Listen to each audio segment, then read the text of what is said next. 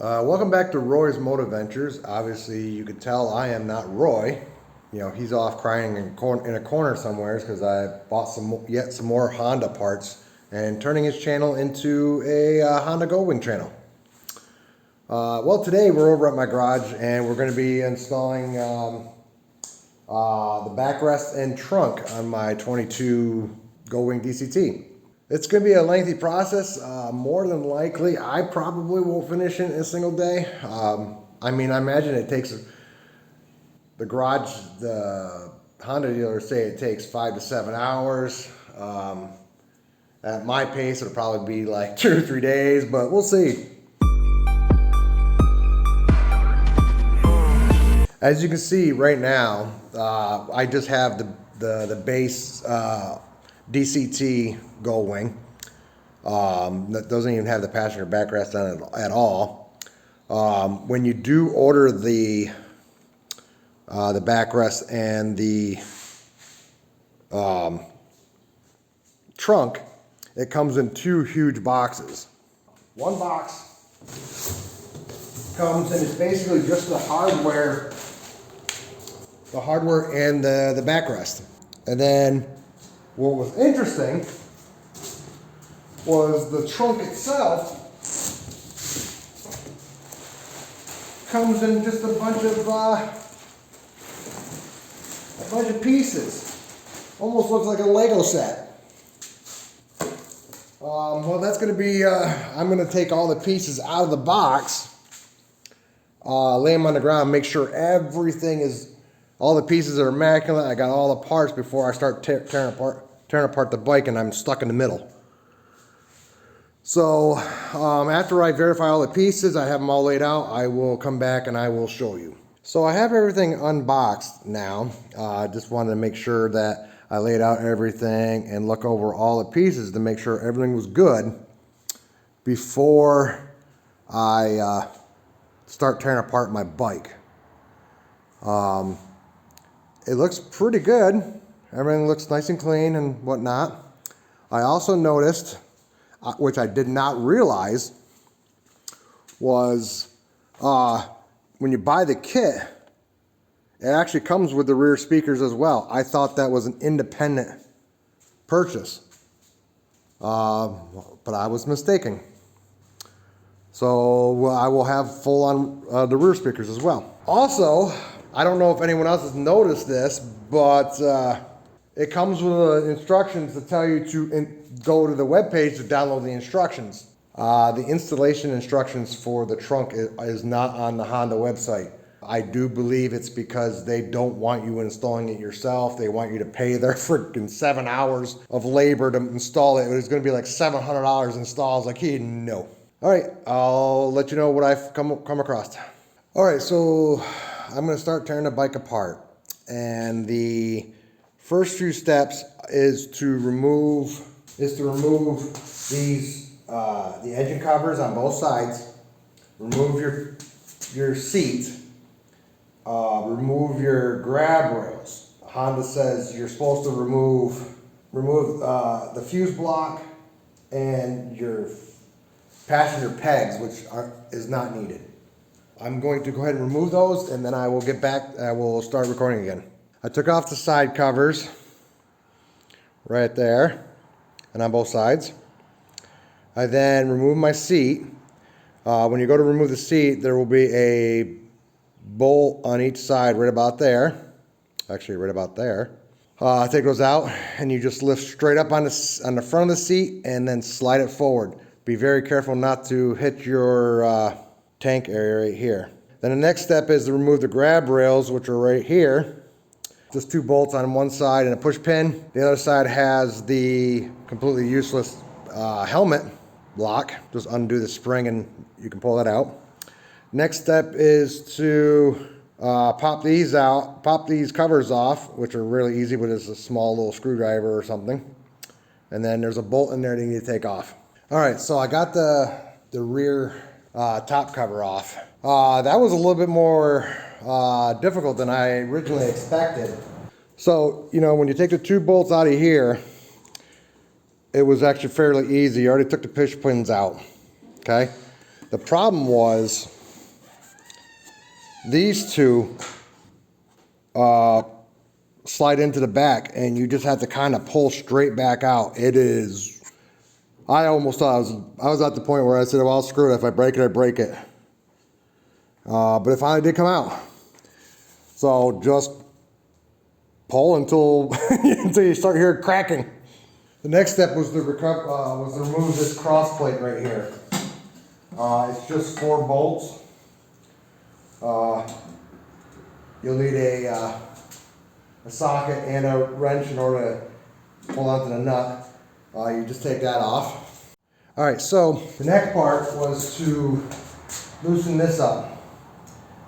They call it the rear center something.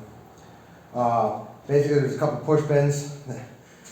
You remove it up here, and then 2 bolts, 2 hex bolts just pulled out of here. The instructions say remove it, but a lot of people say you could just make it loose. So I just made it loose. That way we don't have to disconnect the freaking line again.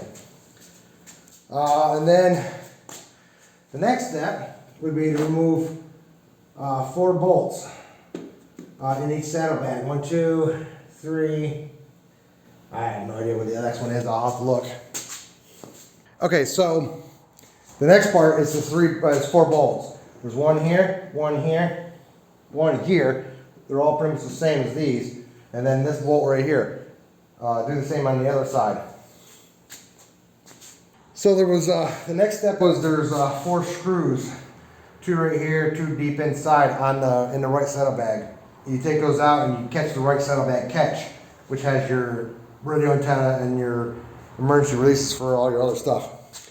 And then you're supposed to take, there's a grommet in here, you take out the grommet, and then you put you feed your emergency release through, you go through here, and then underneath and out the back. I don't know where we're hooking it up to yet. The instructions say to remove the CB antenna, or the radio antenna. Some places say you don't have to. From the looks of it, it'd be easier to go ahead and put it on. I'll take it off and then put it back on. So you install the catch, reinstall the FM antenna, and then you can reinstall the entire catch back up into the saddlebag. That part's done.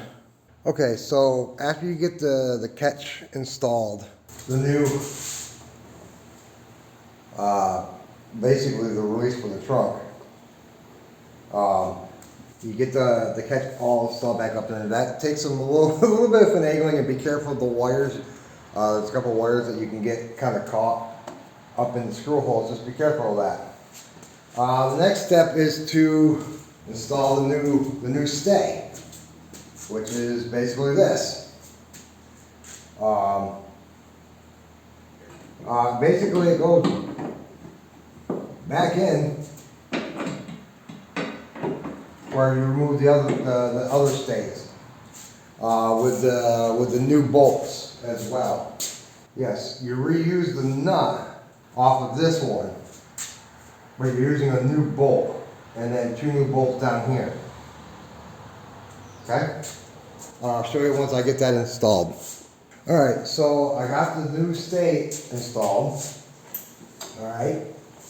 The next part is basically just in reverse order. Put all the other bolts back with your saddlebag. So your saddlebag will get pushed back up. Just make sure you pay attention to all your wires and whatnot. Your rear cowl will be put back, and then your back fender. That'll be the next step, is get all that back together and pay attention to your wires. Make sure you don't pinch anything. Alright, so I got the saddlebags back together, the rear thing all back together, and the rear fender on, all back together. The next part is basically putting the speakers and a lot of stuff together on that. And then you mount the base onto the stay back there. I will, basically next is going to be putting grommets in for the speakers, installing the speakers back into here. And I'll show you that afterwards. Alright, so now I'm actually installing the speakers into there. I got the grommets in. You install the speakers from the instructions. Pretty much just follow the instructions. It'll be pretty straightforward. The key is on the instructions part here. Make sure you get the cords the right direction. See, if one's a circular, one's a square. You want to make sure you plug them in the right one. So, all right. So after you get the speakers all installed and screwed in, then you have to put the grate on both sides. Basically, you just push them in, and then make sure that this piece slides up over. This piece here slides up over the top, because that'll be the one push pin you put in to keep everything together. All right, so I kind of forgot to hit record. Basically, once you basically put the top box on with 4 bolts here, and it connects down through, and then you have to connect your emergency cable and the piece that goes up underneath here and screw it in, and then you put a cover over the top of it. I'm at the next point now where I'm pretty sure it's I gotta plug the speakers in down here, and probably do my other, because I also bought a sub harness, so I will attach that next. All right, so I'm also so I connected the speakers, and the speaker on the left side, which goes down in here, which is really interesting to get into. Pull the dummy plug out. And then the right side, the same deal. Pull out the dummy plug and plug it in. Okay? And the good thing about that is it now has power, so you can test out the speakers and make sure everything's good. All right. So I'm also installing a trunk sub harness, which was interesting because the dummy plug for that is way down in here, in this flap here. And make sure you get that installed, push it all back down in there, and make sure all the wires are up underneath the bolts there.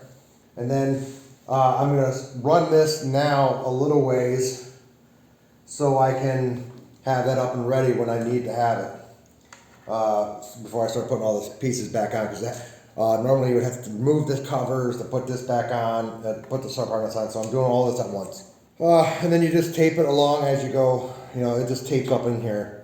There is a couple clips, but then you also tape it to keep it close. I will show you that when I get it installed. I also put on the right side cover once I got the harness up in there. They tell you to tape the harness down underneath here next to the speaker, but you really don't have to, because it already comes with a clip here and a clip here. So basically you just run it underneath the speaker, back up around over to here, and then you put the side cover on. There's a screw down underneath here. I recommend starting the screw underneath here before you put this together fully, because otherwise it's too hard to pull. And then this is just a push pin, another screw here, 3 screws inside, and a couple push pins at the bottom, and that's all nice and taut now. Yep. So that's all pretty good. And then basically you gotta do the same on the other side. And I'll show you when I get the other side back together. All right, now that I got both sides on, as you can see,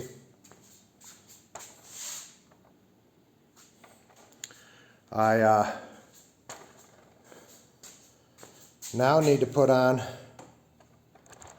the front cover for right in here. Okay, and I'll show you that when I get that on. All right, I got the back cover installed here. Basically, there's two little pegs underneath here. Just grab it, goes on, pulls up, and then 2 screws go through the back here to hold this together. It's just to make it look nice and whatnot. The next part is to throw the lid on. With 3 bolts here, 3 bolts there. They go through the top of the lid into this. So I'm gonna do that. It would probably be easier if I had 2 people on this one, but you know, sometimes you just can't find people to help you. I will put that on and show you what it looks like afterwards. All right, well, scratch that plan. Putting the lid on by yourself is, very difficult at best. You know, be able to hold the lid onto these two things and put the bolts in at the same time is, almost impossible. I imagine you probably could, but man, that is you don't want to drop anything because you don't want to mar up the lid. So I've got my brother, he's going to come over here in a few minutes to help me finish up and put the lid on at least. All right, cool. I'll show you when the lid's on. Yeah, so the lid is fully on. Definitely recommend the second person on that. Also put the hand rails back on. They could have went on a while ago, but I still do recommend it at the end since they go right up against the grate. It would have been harder to put the grate on. So now we're also going to just temporarily, since I don't have any lights yet, it was a preemptive buy. Basically, I'm just going to put the extra sub harness and I'm just going to tape it up here for now, right up against the other one. Then we put the seat on, and I'll show you when we put the seat on. All right, got the seat cover on. The backrest, I should say, is actually a little bit of a pain in the ass when you have the harness, because the harness goes up there too and it pushes down on the seat. But yeah, it's there. Everything's all said and done. I'm gonna put the seat back on, and then my engine cover cases, and we should be all set. I replaced the original bolt for the seat, which was a bolt, a washer, and a peg that went into the plastic. When I first took them off, obviously when I first took them off in the beginning, you noticed that I almost lost the washer immediately. Tractor Dynamics sells the washer, the peg, and the bolt all in one, so you don't have to worry about it. And it's a much beefier bolt. So that way when you take it out, you don't have to worry about losing anything. It's all just one piece. Links will be in the description below. All right, so the whole thing's back together. You can see, I'll do a small walk around of the thing. Actually, I like the way that looks with that thing on there. Yeah, definitely. Unless you're handy with the tools and everything else, I don't recommend doing that by yourself. And definitely not by yourself. It would have been much easier with two people. There was a few parts that were a pain in the ass. Would have been almost impossible without a second person. But all in all, majority of the job was tearing it apart just to put the mount on for the thing. I'll let him do his normal end of the spiel. If you want to subscribe to the channel, you might want to subscribe because there's going to be plenty more Honda accessories going on this bike. I'm going to turn it into a Honda Goldwing channel. All right, thank you. There we go. Here's the inside.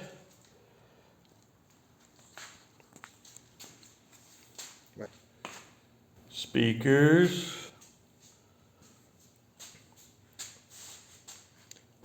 I do wish that this right here was the red like this. Yeah. But yeah, the only thing is, you can't. He's got red stitching on his seat there. You wish this was red here, red stitching, red space too to go with the red seat. But it is what it is. You can always take it and get it reupholstered. Did you mention where you got this from? Or you bought it right off of Honda? Right from Honda? That came straight from Honda. You can only eventually, like the older versions, the 21 and below, you can get from like WingStuff. Yeah. But the brand spanking new one, you can only get from Honda dealer. And good luck trying to find the instructions for it because they're not giving the instructions out for the newer ones. They don't want people installing themselves. All right. Well, I don't know what he's recorded on there since I just got here not too long ago, so I'll have to go through the video and probably see what he said about me. There's a lot of other stuff. But anyway, that's his install video of his rear tour pack that he bought for his 22 Honda Goldwing. All right, so subscribe to the channel. Hit the bell so you're notified when new videos come out. Give a thumbs up. Leave a comment below. How did he do? I don't know. I'll have to decide myself when I go see the video, edit the video. And I'll see you next time. Thanks. Bye.